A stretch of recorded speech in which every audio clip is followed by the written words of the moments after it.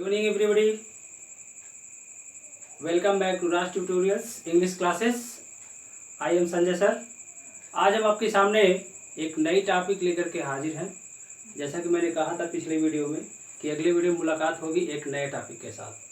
वो टॉपिक है नरेशन.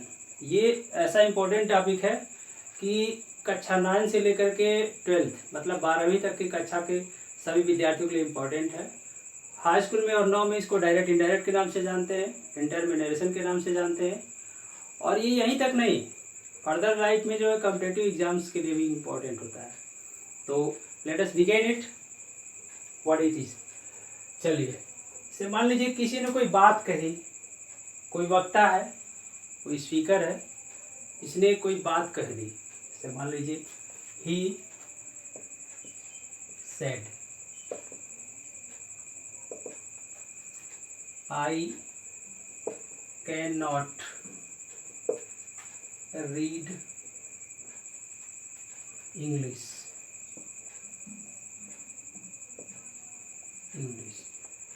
ये अब यहाँ पर ही जो है बोलने वाला स्पीकर, ही सेड, उसने कहा I cannot read English, मैं अंग्रेजी नहीं पढ़ सकता हूँ. तो अब इससे एक बात हमें ये समझ में आती है कि जब कोई भी स्पीकर, कोई भी वक्ता जो कुछ भी बोलता है, जो कुछ भी कहता है, उसकी कही हुई बात को उसी के शब्दों में ज्यों का त्यों डबल इन्वर्टेड कामा के अंदर लिख दिया जाए, इसे हम बोलते हैं क्या? Direct speech. क्या बोलेंगे? Direct speech. ठीक है. दूसरा चीज, इसी को देखिए कन्वर्ट करते हैं. अगर इसको ऐसे मैंने लिख दिया, he said that he could not read English.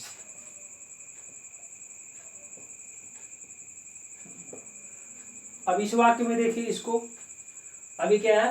he said that, उसने कहा कि he could not read English, वह अंग्रेजी नहीं पढ़ सकता था. अब इस वाक्य से, इस वाक्य में और इस वाक्य में अंतर क्या है? इसमें जो स्पीकर है, ये जो वक्ता है स्पीकर, इसने जो कुछ भी बोला इसी के शब्द में ज्यों का त्यों हमने लिख दिया या हमने बोल दिया, तो इसे हम बोलेंगे डायरेक्ट स्पीच. इसमें कोई परिवर्तन नहीं है, एक्चुअल वर्ड में लिखा गया. ठीक है. इसमें देखिए ही सेड, उसने कहा कि यहाँ पे दैट आ गया. अब यहीं से हमें दूसरी चीज प्राप्त हो जाती है कि जब कभी किसी वक्ता के द्वारा कही हुई बात को हम या ऑडियंस, सुनने वाला, श्रोता जो भी होता है, उसका सारांश अपनी भाषा में प्रस्तुत करता है, उसे हम इनडायरेक्ट स्पीच कहते हैं. क्या बोलते हैं? इनडायरेक्ट स्पीच कहते हैं. He said that he could not read English, उसने कहा कि वह अंग्रेजी नहीं पढ़ सकता था. और पहले वाले में खुद वह अपने आप को मैं बोल रहा है कि मैं अंग्रेजी नहीं पढ़ सकता. ठीक है. तो इसको हम डायरेक्ट स्पीच बोलेंगे, इसको इनडायरेक्ट स्पीच बोलेंगे. ठीक है ना. इस प्रकार से हम कह सकते हैं कि हमारा नरेशन दो प्रकार का होता है. ठीक है. एक डायरेक्ट स्पीच में, दूसरा इनडायरेक्ट स्पीच में. उसको इनडायरेक्ट स्पीच को इनडायरेक्ट नरेशन भी कह सकते हैं और डायरेक्ट स्पीच को डायरेक्ट नरेशन भी कह सकते हैं. ठीक है. तो देखिए इस प्रकार से ये हमारा दो प्रकार का हो गया नरेशन. नरेशन दो प्रकार का हो गया. एक तो हो गया क्या? डायरेक्ट स्पीच, डायरेक्ट स्पीच या डायरेक्ट नरेशन. स्पीच बोलिए या नरेशन बोलिए, बात एक ही है. दूसरा इनडायरेक्ट हो जाएगा, इनडायरेक्ट स्पीच, इनडायरेक्ट स्पीच या इनडायरेक्ट नरेशन. इनडायरेक्ट नरेशन ये ठीक दो प्रकार का होता है. तो इस अध्याय में, इस चैप्टर में हम डायरेक्ट से इनडायरेक्ट में कैसे परिवर्तन करें वो देखेंगे, वो हम सीखेंगे. तो सबसे पहले हम समझ लेते हैं डायरेक्ट स्पीच क्या होता है. हमने बता दिया डायरेक्ट स्पीच के कौन कौन से भाग होते हैं, इंपॉर्टेंट पॉइंट्स क्या होते हैं, तभी तो हम इनडायरेक्ट से चेंज कर पाएंगे. पता है कि ये अधूरा ज्ञान लेकर के पता है या नहीं है, फिर हम चेंज करने चले तो ज़्यादा गलती होगी हमसे। ठीक है, पहले इसे हम समझ लेते हैं एक एग्जाम्पल से, एक उदाहरण से। फिर जैसे Ram said to me I can do it, I can do it. ठीक है, अब इसे गौर से देखना है हमें। ये हमारा डायरेक्ट स्पीच है। अब डायरेक्ट स्पीच के महत्वपूर्ण बिंदु क्या क्या होते हैं, पहले उसे हम देख लेते हैं। पहली चीज, ये वाला भाग, यहाँ इन्वर्टेड कामा। अब इन्वर्टेड कामा इसे क्यों कहते हैं, जैसे ये कामा हो गया, इन्वर्ट माने क्या होता है, उल्टा करना। जब उल्टा करेंगे कामा को इस तरह से हो जाएगा। ठीक है, तो एक कामा इधर, एक कामा इधर, ऐसे लगा दिया जाए, इसे हम इन्वर्टेड कामा बोलते हैं और डबल इन्वर्टेड कामा बोलते हैं। ठीक है ना, तो ये डायरेक्ट स्पीच के मुख्य भाग क्या क्या होते हैं, पहले हम वो समझेंगे। हमें ये स्पष्ट रूप से दिखाई दे रहा है कि एक ऐसा भाग है जो डबल इन्वर्टेड कामा के अंदर बंद है, और एक ऐसा भाग है डबल इन्वर्टेड कामा के बाहर है, और यहाँ कामा आया हुआ है। ठीक है, तो इस भाग को हम क्या कहेंगे, डबल इन्वर्टेड कामा के बाहर वाला भाग जिसके अंत में एक कामा होता है, उसे हम बोलते हैं रिपोर्टिंग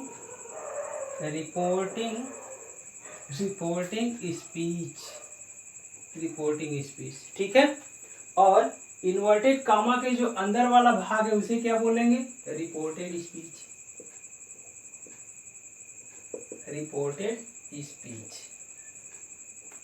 ठीक, रिपोर्टेड स्पीच बोलेंगे। That clear. अच्छा, कुछ लोग अभी यहाँ पे कुछ बेसिक किताबें ऐसी है उसमें से पढ़े होंगे रिपोर्टिंग वर्ब। तो पहले आप कंफर्म हो लीजिए, रिपोर्टिंग वर्ब क्या होता है। वर्ब उसे कहते हैं जो एक सिंगल वर्ड होता है, एक सिंगल सा शब्द होता है जिससे किसी कार्य का होना या करना पाया जाता है। तो एक ही शब्द है क्या, Ram said to me, Ram ने मुझसे कहा, ये तो पूरा वाक्य है ना, तो इसे स्पीच बोलेंगे। तो इस यहाँ से लेकर के यहाँ तक के पूरे भाग को हम रिपोर्टिंग स्पीच बोलेंगे। बात आया समझ में आपको। और डबल इन्वर्टेड कामा के अंदर जो होता है उसको हम रिपोर्टेड स्पीच बोलेंगे। ये रिपोर्टिंग स्पीच हो गया, ये रिपोर्टेड स्पीच हो गया। पहचान क्या है, रिपोर्टेड स्पीच जब भी लिखा जाएगा डबल इन्वर्टेड कामा के अंदर लिखा जाएगा, और रिपोर्टिंग स्पीच जब भी रहेगा इन्वर्टेड कामा के बाहर रहेगा, चाहे वो दाहिनी तरफ हो चाहे बाईं तरफ। अगर इसी सेंटेंस को ऐसे लिख दिया जाए, I can do it said Ram to me, बहुत ही इंटरेस्टिंग चीज है। अब ऐसी स्थिति में देखिए, तो अब कंफ्यूजन यहाँ तुरंत पैदा हो जाएगा। यहाँ तो बता रहे थे कामा एक एक्चुअल चीज होती है ना, अगर रिपोर्टिंग स्पीच प्रारंभ में होगा तब तो यहाँ कामा मिलेगा भाई। जब रिपोर्टिंग स्पीच बाद में, अब यहाँ डबल इनवर्टेड कामा के अंदर जो चीज है ये रिपोर्टेड स्पीच है। ठीक है, ये डबल इनवर्टेड कामा के अंदर संपूर्ण सेंटेंस है। अब यहाँ इसको जरा समझने की कोशिश करिए, ये वर्ब है। अब ऐसी स्थिति में ये वर्ब के तुरंत बाद आने वाला जो होता है सब्जेक्ट होता है, और इसके बाद यहाँ टू के बाद जो लिखा होता है ये इसका ऑब्जेक्ट होता है। तो ये इस रिपोर्टिंग वर्ब के बाद आने वाला सब्जेक्ट, इसके बाद टू लिखा है, टू के बाद आने वाला ऑब्जेक्ट होता है। तो ऐसी स्थिति में यहाँ पे फुल स्टॉप मिलेगा, कामा नहीं मिलेगा। Is that clear. तो आपको ये जानना है कि डबल इनवर्टेड कामा के अंदर वाला जो भाग होगा रिपोर्टेड स्पीच हो गया। ठीक है, अब इधर दिख रहा है क्रिया मिल गई तो ये रिपोर्टिंग वर्ब हो गया, उसके तुरंत बाद वाला सब्जेक्ट हो गया, टू जरूर आएगा। ऑब्जेक्ट जब होगा टू जरूर आएगा, टू के बाद आने वाला ऑब्जेक्ट होता है। ठीक है ना। चलिए, कभी कभी ऐसा होता है कि इस रिपोर्टिंग वर्ब को बीच में लिख दिया जाता है, एक सेंटेंस और दे दिया जाता है। जैसे इसी सेंटेंस को अगर लिखा गया ऐसे, I can do it, full stop, यहाँ कामा लगवा दिया गया, Ram said to me, full stop, he will also do it. अब देखिए अब यहाँ पे ये रहा। अब आप बताइए रिपोर्टिंग वर्ब कहाँ है? तो बस एक ही चीज हमें पहचान के रूप में मिलेगा, हम एक ही चीज पहचान पाएंगे। इस तरह के सेंटेंस कहीं भी आए, रिपोर्टेड स्पीच जब भी होगा डबल इनवर्टेड कामा के अंदर होगा और रिपोर्टिंग वर्ब स्वतंत्र होता है। देखिए चेक कर लीजिए, डबल इनवर्टेड कामा के अंदर ये चीज है, रिपोर्टेड स्पीच हो गया, यहाँ से डबल इनवर्टेड कामा के अंदर है, ये रिपोर्टेड स्पीच हो गया। ये क्या है? रिपोर्टिंग वर्ब, रिपोर्टिंग स्पीच यही तो है। ठीक, तो ये तीन तरह से आपको एग्जाम्स में मिल सकते हैं। इस तरह से होगा, दूसरा ये है, तीसरा ये, ठीक है ना। चलिए आगे बढ़ते हैं हम लोग।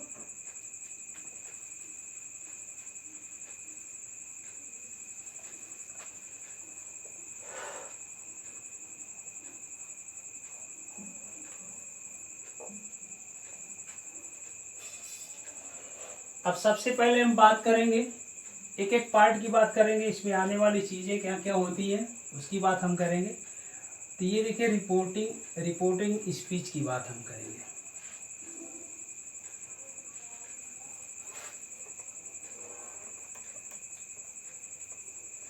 रिपोर्टिंग स्पीच का सबसे पहला भाग आता है रिपोर्टिंग वर्ब। रिपोर्टिंग वर्ब, देखिए रिपोर्टिंग वर्ब क्या होता है। अब आपको जब तक रिपोर्टिंग स्पीच नहीं समझ में आएगा, रिपोर्टिंग वर्ब कहाँ से समझ में आने वाला है। तो रिपोर्टिंग स्पीच में ही तो रिपोर्टिंग वर्ब होती है। देखिए तो यहाँ पे इसकी परिभाषा क्या होती है? रिपोर्टिंग स्पीच की वह फाइनाइट वर्ब, वह पूर्ण क्रिया जिसके माध्यम से वक्ता कोई सूचना प्रदान करता है, वक्ता हमें कोई सूचना देता है, उसे हम रिपोर्टिंग वर्ब कहेंगे। अब इस पूरे स्पीच में देखिए वर्ब कहाँ है? राम वर्ब है क्या? ये तो व्यक्ति का नाम है। से माने क्या होता है? कहना, सेड। ये बिकॉज वर्ब की परिभाषा क्या होती है कि all doing words are called verb. सभी कितने भी कोई भी शब्द हो जिससे कोई एक्शन का होना पाया जाए उसे हम क्या बोलते हैं? वर्ब बोलते हैं। तो ये सिर्फ से माने कहा ना, इससे तो काम हो रहा है, तो ये वर्ब हो गई। इसके बाद देखिए टू मी माने करना होता है क्या? नहीं। तो ये देखिए यही एक फाइनाइट वर्ब। फाइनाइट वर्ब क्या होती है उसे समझ लेते हैं एक नजर में। ऐसी पूर्ण क्रिया जिसका प्रयोग एक वाक्य में कर्ता के नंबर के अनुसार, कर्ता के वचन के अनुसार किया जाता है, प्रयोग किया जाता है, और उस क्रिया पर वाक्य के नंबर का प्रभाव पड़ता है, वचन का प्रभाव पड़ता है, और टेंस के परिवर्तन का भी प्रभाव पड़ता है।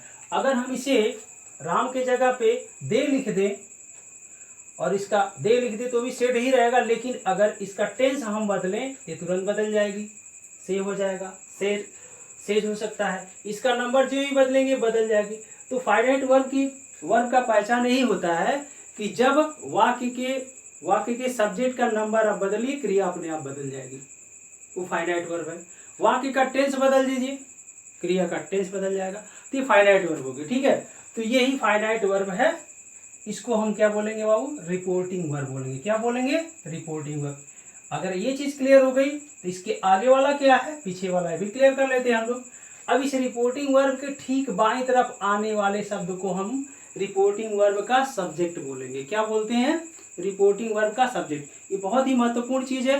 ये तीन चीजें आपको हमेशा याद होनी चाहिए, क्योंकि आगे जब हम लोग जब इसको इंडायरेक्ट में बदलना शुरू करेंगे तो बार बार यही बोला जाएगा रिपोर्टिंग वर्ब का सब्जेक्ट, रिपोर्टिंग वर्ब का ऑब्जेक्ट।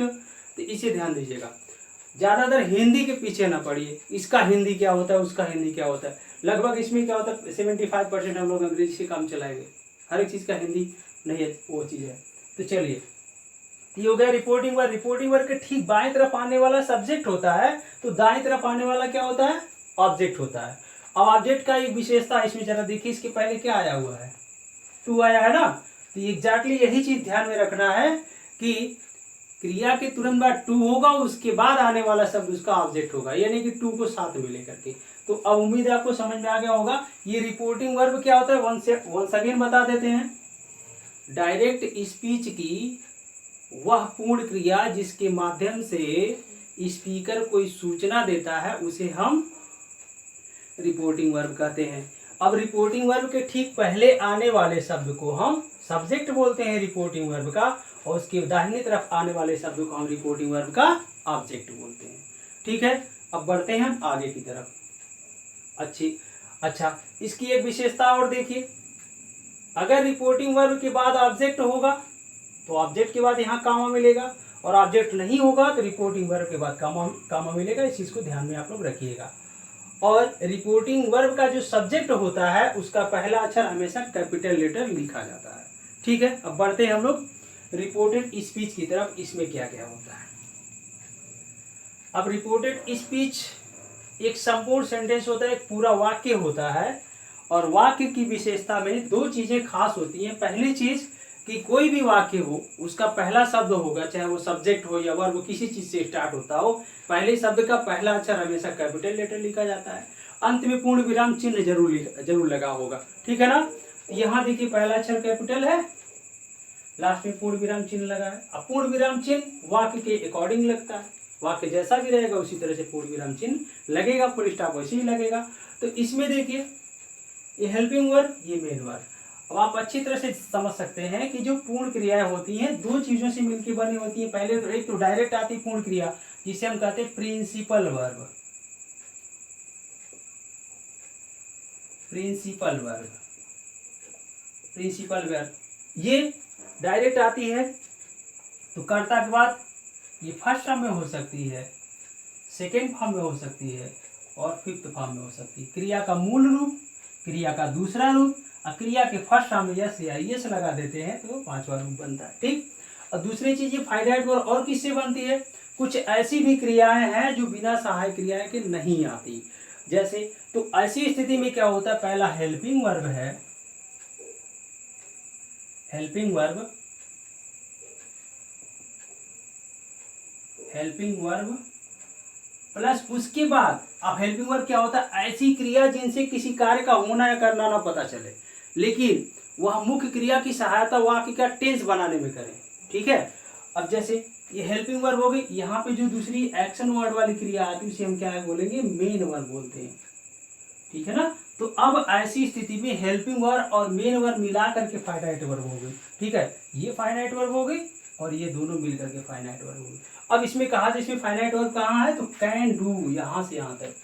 इसमें कैन हेल्पिंग वर्ब हो गई और ये मेन वर्ब हो गई। ठीक है ना, अब इसके ठीक पहले आने वाले को, अब ऐसी स्थिति में जब हेल्पिंग वर्ब होगी तो हेल्पिंग वर्ब के ठीक पहले आने वाले शब्द को उसका सब्जेक्ट बोलेंगे, और मेन वर्ब के तुरंत बाद आने वाले को उसका ऑब्जेक्ट बोलते हैं। ठीक है ना, तो अब इसका सरसरी निगाह से हम ये डायरेक्ट स्पीच के कुछ महत्वपूर्ण बिंदु पे चर्चा कर लेते हैं, समझ लेते हैं वो क्या है, क्योंकि जानना बहुत जरूरी होता है। हम बार बार जब तक पहचान नहीं पाएंगे इसको तब तक इनडायरेक्ट में बदलना दिक्कत होगी हमारे लिए, नहीं कर पाएंगे सही से। ठीक है, तो सबसे पहला महत्वपूर्ण बिंदु ये है इसका कि ये जो रिपोर्टेड स्पीच के अंदर आने वाले वाक्य का पहला शब्द हमेशा कैपिटल लेटर से शुरू हो। पहले रिपोर्टेड स्पीच के का सेंटेंस का पहला शब्द हमेशा कैपिटल लेटर से शुरू होगा। ठीक है, अंत में पूर्ण विराम चिन्ह होगा और ये हमेशा डबल इन्वर्टेड कामा के अंदर आएगा। ठीक है ना, दूसरा क्या है, अब डबल इन्वर्टेड कामा के बाहर जो होगा उसकी तुरंत बाद यहाँ कामा, यानी कि अगर आप इसको याद रखते हैं, अगर केवल ये चिन्ह अगर आपको याद रखता है, इसी के तुरंत यहाँ कामा, तो ऐसी चीज जहां दिखाई दे तुरंत वो डायरेक्ट स्पीच है। देखिए यहाँ पे कामा है, ये इन्वर्टेड कामा के अंदर बन रही वाला, तो इन्वर्टेड कामा के बाहर वाला रिपोर्टिंग स्पीच, अंदर वाला रिपोर्टेड स्पीच। ठीक है, ये महत्वपूर्ण बिंदु था। अब दोनों को देख लीजिए, इसका पहला अक्षर इसका भी कैपिटल होता है, पहला अक्षर इसका भी कैपिटल होता है। ठीक, अब रिपोर्टेड स्पीच का अंत कामा पर होता है, और रिपोर्टिंग स्पीच का अंत कामा पर होता है, और रिपोर्टेड स्पीच का अंत हमेशा किसी न किसी पूर्ण विराम चिन्ह पर होता है। ठीक है, चलिए अब बढ़ते हैं हम लोग डायरेक्ट से इनडायरेक्ट में परिवर्तन के कुछ सामान्य से नियम होते हैं उनकी तरफ। अब दूसरा सेंटेंस लेते हैं, नहीं तो कहेंगे कि एक ही सेंटेंस पे सबको कम करते हैं। चलिए दूसरा सेंटेंस देखते हैं। जैसे he said to me she will help you। ये कौन सा स्पीच है, डायरेक्ट है कि इनडायरेक्ट है? कौन सा स्पीच है ये, डायरेक्ट कि इनडायरेक्ट? कौन सा स्पीच है ये, डायरेक्ट स्पीच है। यहाँ देखिए डबल इन्वर्टेड कामा के अंदर, डबल इन्वर्टेड कामा के अंदर एक सेंटेंस लिखा गया है और यहाँ पे कामा के बाहर लिखा गया सेंटेंस, ठीक है। तो डायरेक्ट स्पीच है। अब डायरेक्ट से इनडायरेक्ट स्पीच में परिवर्तन के कुछ सामान्य नियम है, एकदम प्रैक्टिकली आपको समझा रहे, प्रैक्टिकली इसको समझिए।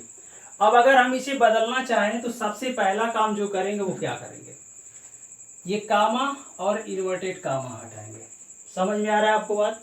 तो पहला नियम ये हो गया कि डायरेक्ट स्पीच में आए हुए कामा और डबल इन्वर्टेड कामा को हम हटा देते हैं। अब जब हटाएंगे तो उसके बाद अगर मान लीजिए हटा देते, दोनों वाक्य स्वतंत्र हो जाएंगे, जुड़ेगा कहाँ से? अब ये चीज है, इसके अपोजिट यहाँ पे तुरंत जब इसको हटा रहे हैं तो इसको, इन वाक्य को जोड़ने के लिए कुछ तो लगाएंगे ना। तो यहीं पे पहला नियम ये कहता है कि डायरेक्ट स्पीच में आए हुए डबल इन्वर्टेड कामा और इन्वर्टेड कामा को हटा देते हैं। तो वही दूसरा नियम ये कहता है कि दोनों वाक्यों को जोड़ने के लिए उचित संयोजक अव्यय का प्रयोग करते हैं, उचित संयोजक अव्यय का प्रयोग करते हैं, ठीक है। इसमें एनालिसिस कर लेते हैं। अब वो उचित संयोजक अव्यय आएंगे कैसे, इस रिपोर्टेड स्पीच के सेंटेंस के अकॉर्डिंग आते हैं, ठीक है। अगर इस रिपोर्टेड स्पीच का सेंटेंस अगर असर्टिव सेंटेंस होगा, असर्टिव हो गया, ऑप्टेटिव हो गया, ऑप्टेटिव, उसके बाद एक्सक्लेमेटरी,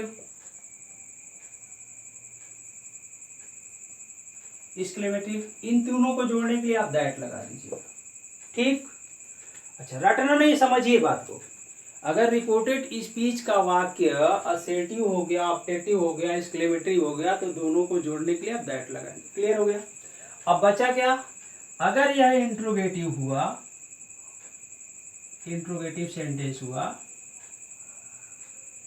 तो ऐसी स्थिति में इंट्रोगेटिव चूंकि दो तरह का होता है, तो इनके लिए संयोजक, अगर वह इंट्रोगेटिव सहायक क्रिया से शुरू हो रहा है तो जोड़ने के लिए आप इफ या वेदर में से किसी एक का प्रयोग करिएगा,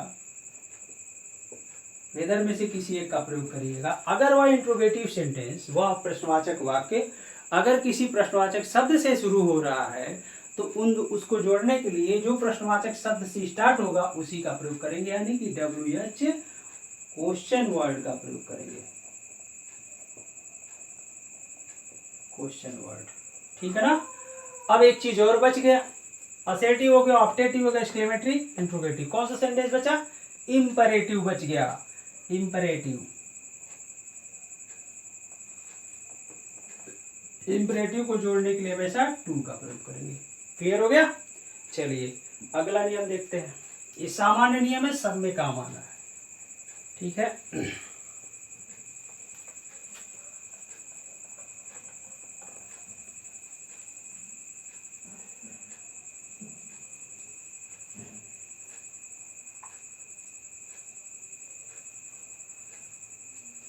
चलिए दो नियम आपको बता दिए, तीसरा देखिए। अब तीसरा रूल ये कहता है कि इस रिपोर्टिंग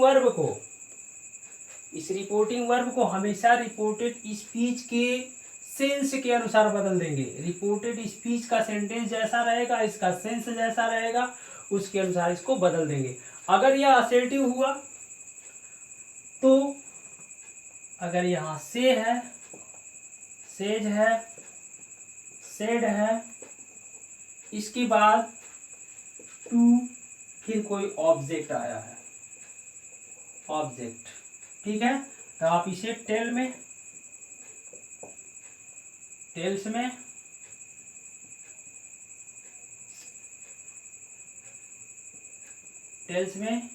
टोल्ड में बदल दीजिएगा। अगर मान लीजिए ऑब्जेक्ट नहीं है, इसको ऐसे रहने दीजिए। इसके पीछे भी कारण है। कारण ये है कि ये टेल ट्रांजिटिव वर्ब की तरह से प्रयोग होता है हमेशा। इसका मतलब हमेशा इसके बाद ऑब्जेक्ट आना चाहिए। और सेड जो है ट्रांजिटिव और इंट्रांजिटिव दोनों की तरह से काम करता है, तो इसके लिए कंपलसरी नहीं है कि ऑब्जेक्ट हो ही। इसीलिए यही वह कारण है, इसी कारण बस हम क्या करते हैं, जब सेड के बाद ऑब्जेक्ट होता है तभी हम से को या सेज को या सेड को क्रमशः टेल, टेल्स या टोल्ड में बदलते हैं, यही वह रीजन है। ठीक है, कि टेल ट्रांजिटिव वर्ब है, इसके बाद हमेशा ऑब्जेक्ट आना चाहिए। क्लियर हो गया। चलिए अब अगर मान लीजिए इंट्रोगेटिव हुआ, इंट्रोगेटिव, तब इसको आस्क्ड या इंक्वायर्ड ऑफ में। कारण यह है, मतलब मेरे कहने का मतलब यह है कि जो डायरेक्ट स्पीच में इसका सेंस होगा वह सेंस इससे निकलना चाहिए। ठीक है, बस इतना आप समझिए। अगर यह इंट्रोगेटिव है तो आस्क माने क्या होता है, कहना होता है। आस्क माने पूछना होता है। इंक्वायर्ड ऑफ माने होता है पूछना होता है। ठीक है, इसलिए हम जब इसको इंक्वायर्ड ऑफ में या आस्क में बदलेंगे तब तो इंट्रोगेटिव का भाव आएगा यहाँ पे। तो आपको ये समझना है कि रिपोर्टिंग वर्ब को रिपोर्टेड स्पीच के टेंस के, रिपोर्टेड स्पीच के रिपोर्टिंग वर्ब को रिपोर्टेड स्पीच के सेंस के अनुसार हम बदलेंगे। ठीक है ना। चलिए अब तीसरा रूल 2 हो गया। अब देखिए इसी के लगे हाथ दूसरा चीज। अब कह रहा है कि रिपोर्टिंग वर्ब को हम रिपोर्टेड स्पीच में आए हुए सेंटेंस के सेंस के अनुसार बदल देंगे, लेकिन अब इसी के बाद अगला नियम क्या कहता है कि लेकिन ये जो है इसके सेंस के अनुसार तो बदलेगी, लेकिन इसका टेंस नहीं बदलेगा। तो आपको अगला नियम मिल गया यहाँ से कि रिपोर्टिंग वर्ब का टेंस किसी भी कीमत पर किसी भी हाल में नहीं बदलता है। क्लियर हो गया आप सबको। अब आगे बढ़ते हैं अगले नियम की तरफ। अब अगला नियम ये कहता है कि रिपोर्टेड स्पीच का जो सब्जेक्ट का जो पहला अक्षर है उसे हम इस्तेमाल कर देंगे। ठीक है, स्मॉल लेटर में करके जोड़ देंगे, लेकिन कहाँ स्मॉल लेटर करना है। अगर मान लीजिए यह रिपोर्टेड स्पीच का सब्जेक्ट चेंज करने के बाद आई आ गया, बदलने के पश्चात आई आ गया, या यह कोई प्रॉपर नाउन है, प्रॉपर नाउन है, प्रॉपर नाउन है, तो यह दोनों कभी स्मॉल लेटर में नहीं लिखा जाएगा। ठीक है ना। तो ये पहला नियम आया क्या कि रिपोर्टेड स्पीच का सब्जेक्ट का पहला अक्षर जो कैपिटल है उसको स्मॉल लेटर कर देंगे, लेकिन किसको करेंगे, आई और प्रॉपर नाउन के अतिरिक्त, इनके अलावा कोई आता है तो उसे स्मॉल कर देंगे। अगर बदलने के बाद आई आ गया या प्रॉपर नाउन पहले से ही था तो हम उसे स्मॉल नहीं करेंगे। इतना क्लियर हो गया। अब अगला नियम क्या है आपका, इनमें डायरेक्ट से इनडायरेक्ट में परिवर्तन करते समय 3 मुख्य नियम जो होते हैं उन्हें फॉलो करने होते हैं। पहला क्या है, टेंस संबंधी परिवर्तन। दूसरा प्रोनाउन के पर्सन संबंधी, प्रोनाउन की पर्सन संबंधी, पर्सन संबंधी नियम ये फॉलो करना है। अब एक nearness of time, nearness of time and situation,